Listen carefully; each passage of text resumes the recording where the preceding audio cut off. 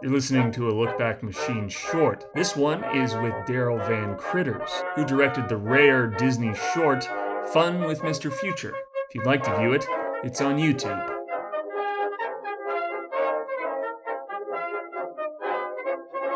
Well, it started as the animated comedy relief for 4 Epcot TV specials that would be on the Sunday night show. Okay. Oh, okay. Sure. Yeah, it was Tad Stones, who was just starting out as a producer then, was looking around for people to help out and do this animated comedy relief for these 4 Epcot TV specials for the Sunday night show. And he knew I wasn't really enjoying what I was doing on Fox and the Hound, and he paired me with Joe Ramp. That was the first time Joe had ever done stories. So he put the two of us in a room on the 3rd floor and said, just start coming up with funny stuff for this thing. So we played around for a while and came up with some bits. Some of it was just like little short bits, and other parts would be, more sustained bits of animation. And we got a number of them boarded and even fully produced.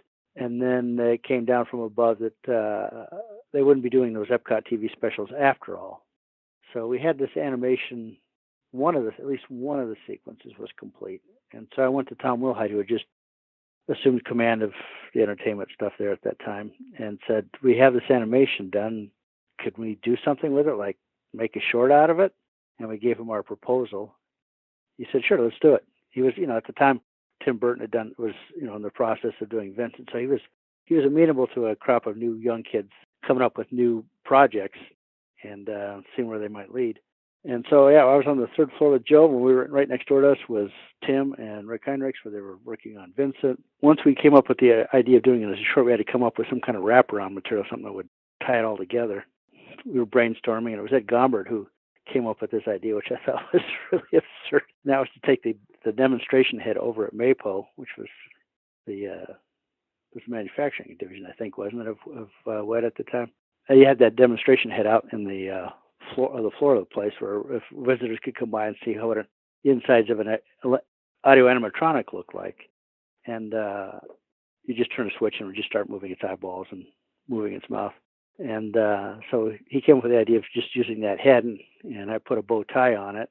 And then we shot some rough footage of it where Mike Gabriel just took the actuator switch and just started doing it to the pre-recorded soundtrack by Phil Proctor and seeing if it would work. And it actually was pretty snappy. And then later on, they actually programmed the thing for us to act like a real animatronic, and the dialogue was a lot mushier. But it was just kind of funny that all these resources would just suddenly kind of happen, that now it was official enough that somebody would go to the trouble to put the dialogue into the system and make it work.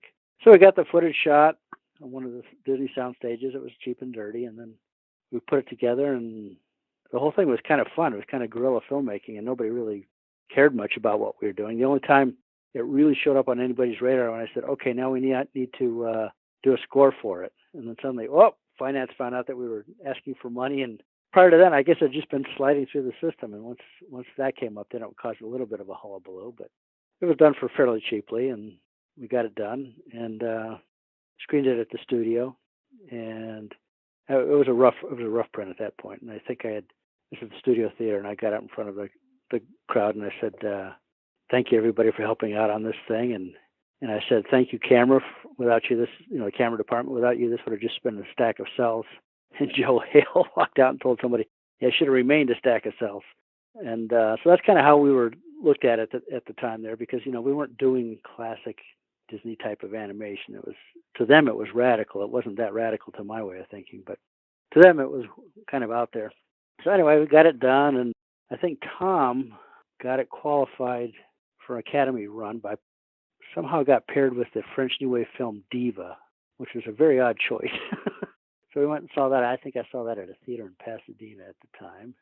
And of course, it didn't get nominated. I think Vincent got nominated, but I don't know if I don't remember what won that year. I don't think Vincent won either.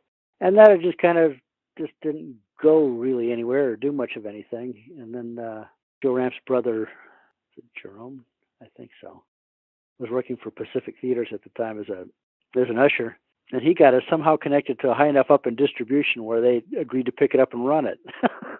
So it was I had Disney sent over a print. It ran at the Cinerama Dome in front of a Roy Scheider Meryl Streep film, and I can't remember the name. It was something like Into the Night or something like that. So here it was on this massive screen, this silly little thing that we had done for fun at Disney.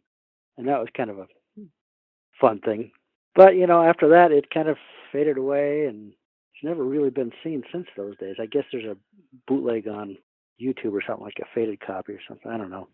We wanted a way to tie it all together, and using that head seemed kind of futuristic, but kind of retro at the same time. And I forget. I mean, we all kind of contributed on the writing on it, so I can't say it was any one person or another, but it was Phil doing. I mean, his voice is what made it kind of ridiculous, the way he delivered his lines. And then if I tried to do this thing today, I would never get any of it done, because then we were able to use the Sherman Brothers' Great Big Beautiful Tomorrow at the end of it in kind of a weird sort of way. And, nowadays, there'd be lawyers all over this thing, and we wouldn't have gotten to do a single frame.